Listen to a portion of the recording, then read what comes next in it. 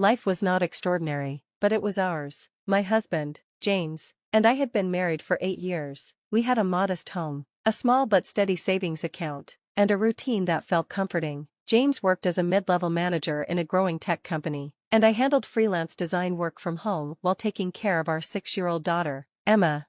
James often talked about his dream of becoming a director at his company, a goal he pursued with relentless ambition. I supported him wholeheartedly. Late nights at the office, I made sure dinner was ready when he returned. Weekend networking events, I juggled Emma's schedule so he could attend. James was the provider, the head of the family, or so I thought.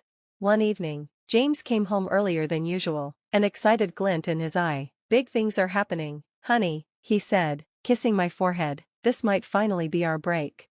I smiled at him, feeling his enthusiasm radiate through the room. "Our break?" I teased. He nodded. "Yeah, our break. Once this next step goes through, we'll be set for life." Though he didn't share many details, I assumed it was another career opportunity. I had no reason to doubt him. James was a man who worked hard for everything he had. I trusted him completely.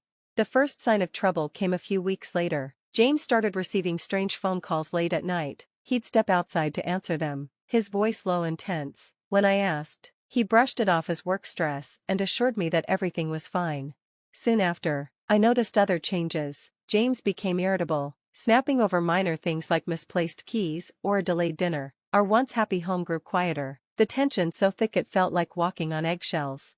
One afternoon, Emma brought me the mail, her tiny hands clutching a thick envelope. "Mommy, this looks important," she said, her big blue eyes watching as I opened it. It was a letter from the bank, addressed to me. The words blurred together in a haze of disbelief as I read the contents. Loan confirmation, $1 million approved under the name of Claire Wilson. My heart pounded. I'd never applied for such a loan. Why would I? We didn't need $1 million, and even if we did, I certainly wouldn't take it out without a discussion. I stormed into the living room, clutching the letter. "James," I called, my voice shaking. He appeared in the doorway, his face pale as he saw the paper in my hand. "What's this?" I demanded. He hesitated, then sighed heavily. It's for us, Claire, for the future." I had to take the loan to invest in something big. Without telling me? I shot back, anger bubbling to the surface. "You put my name on this without even asking?" James looked away, avoiding my gaze. "It's complicated, trust me, it'll pay off. You won't have to worry about a thing." But I couldn't shake the unease. Something about his explanation didn't add up. The way he avoided eye contact, the evasiveness in his tone, it wasn't like him. In the days that followed, the weight of that loan pressed down on me like a storm cloud. I tried to dig deeper, asking James more questions, but his answers grew curt and dismissive. Then, one evening, I overheard a conversation that shattered my world. James was in his office, talking on the phone. I paused outside the door, the sound of his voice sharp and agitated. "No, I told you, she doesn't know the whole story yet," he hissed. I had to use her name. My credit wouldn't have been enough. "Just give me more time." My stomach churned. James had lied to me about everything. Not only had he taken out a massive loan without my knowledge, but he'd also done it because his own finances were in shambles. He was using me as his scapegoat. That night, I confronted him. "I heard you," I said, standing in the kitchen while he poured himself a drink. He froze, his hand tightening around the glass. "Heard what?" "The phone call. You lied to me, James. You're in debt, aren't you? That loan wasn't for us. It was to cover your mistakes." James turned to face me, his expression hardening. "Claire, you don't understand how business works. I had no choice." "You had a choice," I snapped. "You could have told me the truth instead of dragging me into your mess." His response was chilling. "Don't make this a bigger deal than it needs to be," he said coldly. "You'll thank me when everything works out." But I couldn't just brush it aside. That night, as I lay awake, I realized the man I thought I knew, the man I trusted, had betrayed me in the worst possible way. In the days after confronting James, the air between us grew colder. Every glance, every word, was laced with tension. My trust in him, once unshakable, now felt like a fragile thread ready to snap.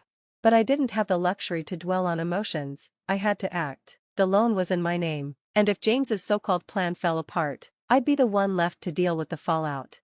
One morning, while James was at work, I decided to investigate. I sifted through his desk drawers and filing cabinets, looking for any clue about what he'd gotten us into. At first, all I found were old bills and office supplies. Then, tucked away in the back of a drawer, I discovered a folder marked private. Inside were documents that made my heart sink. Bank statements showed staggering withdrawals from our savings, money I'd assumed was still there. Worse, there were contracts for what appeared to be a risky business investment. The terms were clear: if the venture failed, the entire debt would fall on me. My hands trembled as I flipped through the pages. James hadn't just lied, he'd gambled with our future. That evening, I waited for James to come home, the folder sitting on the coffee table like a bomb waiting to explode. When he walked through the door, his face hardened the moment he saw it. "What's this, James?" I demanded, my voice steady but laced with anger. "When were you planning to tell me you emptied our savings and tied me to your failed business scheme?" He rubbed his temples, his frustration evident. "Claire, I told you, I'm fixing everything. You don't understand how these things work." "Don't patronize me," I snapped, my voice breaking. "You put us at risk, James. You put Emma at risk. How could you do this to your family?" His expression shifted to something colder, almost dismissive. "I didn't think you'd get it," he said, turning away. "You're always so focused on playing it safe." The word stung. Was that how he saw me? As some obstacle to his ambitions? Over the next few weeks, things only got worse. James spent more and more time away from home, claiming he was handling the situation, but I wasn't convinced. His evasiveness, his growing distance, it felt like he was slipping away entirely. One evening, I overheard another phone call. This time, James wasn't hiding his tone of desperation. "I don't care what it takes," he said, his voice cracking. "I need more time, just don't let it get back to her." Who was he talking to, and what was he so afraid I'd find out? The breaking point came when a stranger showed up at our door. He was a sharply dressed man, carrying a briefcase and wearing an expression that was all business. "Mrs. Wilson?" he asked. "Yes? I'm here on behalf of Mr. Thompson. He's concerned about the delays in your loan payments and wanted to ensure you were aware of the terms." The blood drained from my face. "What delays?" I asked, my voice barely a whisper. The man frowned, flipping through his papers. "Your payments are already 2 months overdue. If they're not resolved soon, the matter will escalate to legal proceedings." I stood there, stunned. James hadn't just lied, he'd been defaulting on the loan while pretending everything was under control. That night, when James finally came home, I was waiting for him, the weight of the stranger's words pressing down on me like a vice.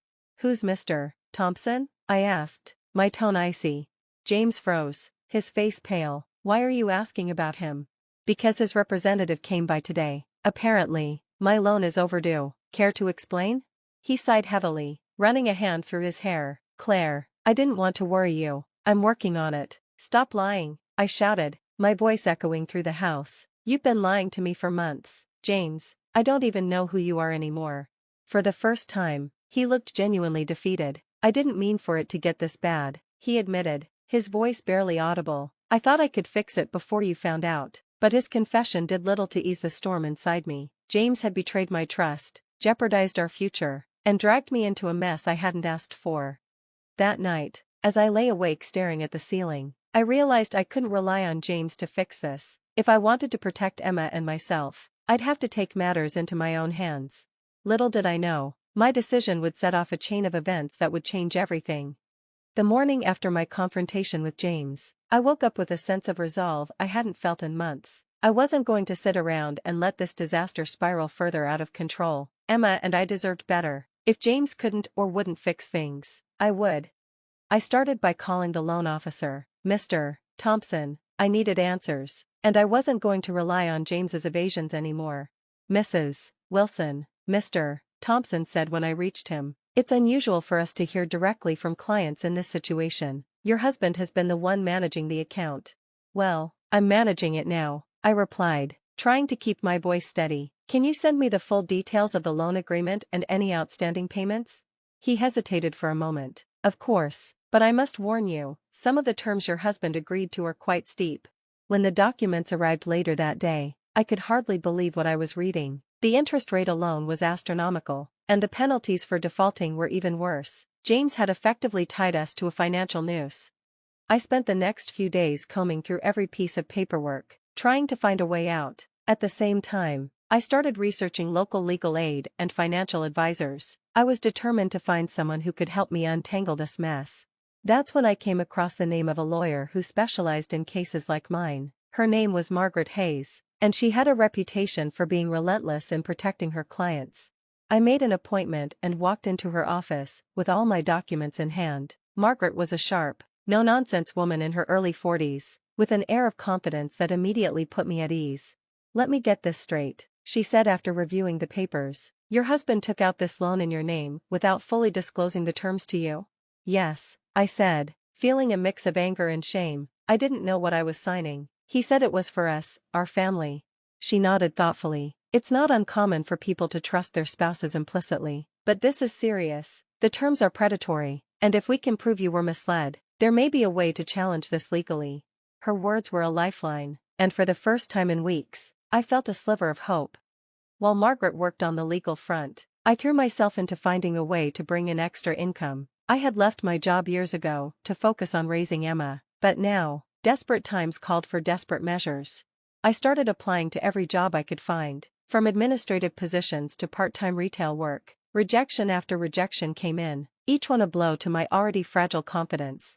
One day, after yet another fruitless job hunt, I sat on a park bench with Emma. She played on the swings, blissfully unaware of the storm raging around us. Watching her laugh and squeal as she soared higher, I felt a pang of guilt. She deserved stability, happiness, things I wasn't sure I could give her anymore. That's when I noticed a familiar face across the park. It was Sarah, an old friend I hadn't seen in years. We'd drifted apart after high school, but back then, she'd always been the one to dream big. "Claire," she said, approaching with a look of surprise, "is that you?" I nodded, forcing a smile. "It's been a long time, Sarah." We spent the next hour catching up. When I told her about my struggles, she listened intently. "You know," she said, "I just started working at a new company. They're always looking for reliable people, and I could put in a good word for you." It felt like fate. Sarah gave me the details, and by the end of the week, I had an interview lined up. The job wasn't glamorous, it was an entry-level administrative role, but it was something. The office was bustling, and the pace was demanding, but I threw myself into the work with everything I had. One day, as I was sorting through a stack of paperwork, I overheard two senior managers talking about a major upcoming project. They were brainstorming ideas, but seemed stuck. "Excuse me," I said, hesitantly interrupting. "I couldn't help but overhear. Maybe you could try this approach?" They looked at me with surprise, but one of them nodded. "That's actually a great idea," he said. From that day on, they began to notice me. Slowly but surely, I started earning their trust and respect. Meanwhile, Margaret called with good news. "We filed a formal complaint about the loan," she said. "If this goes to court, there's a strong chance we can argue that the agreement was predatory. It wasn't a guarantee, but it was progress." And for the first time in a long time, I felt like I had some control over my life again. But just as things were starting to look up, James threw another curveball. One evening, he came home with an announcement that left me speechless. "I've decided to sell the house," he said casually, as if it were no big deal. "What?" I said, my voice rising. "You can't just decide that on your own, James. This is our home, it's not up for debate," he said coldly. "We need the money, and this is the only way." His words felt like a slap in the face. Selling the house meant uprooting Emma, destroying the one stable thing she had left. That night, as I sat in the empty living room, I realized that James wasn't going to stop. If I wanted to protect Emma and myself, I'd have to find a way to stand up to him once and for all.